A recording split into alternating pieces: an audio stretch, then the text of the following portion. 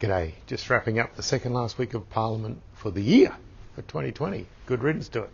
What's become really clear this week is that the Morrison government's parliamentary program is being developed without listening to experts or the people who'll be most affected by their legislative agenda, whatever that might be.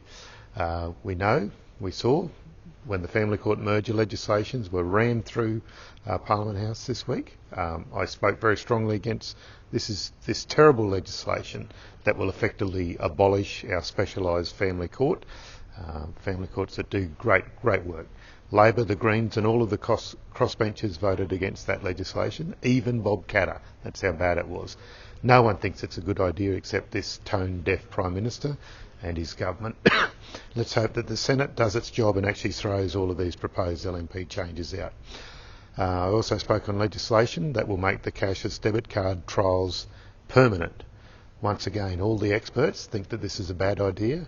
Even the Liberal MP from Bass in Tasmania, she spoke against this dreadful piece of legislation. Hopefully she'll vote against it too, but we'll see.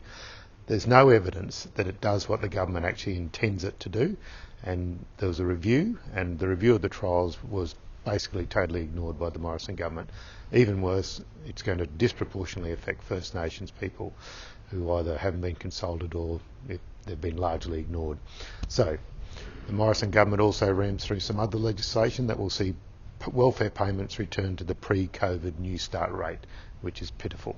Yet again, there are no experts that think it's a good idea, no economists, not even the Australian Retailers Association. And I can assure you, the Retail Association, they're not bleeding heart lefties at all.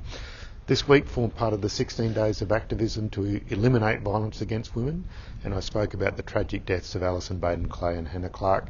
I've called on the government to act by bringing on my private members bill, my family law legislation, for debate and a vote. So keep advocating for this change.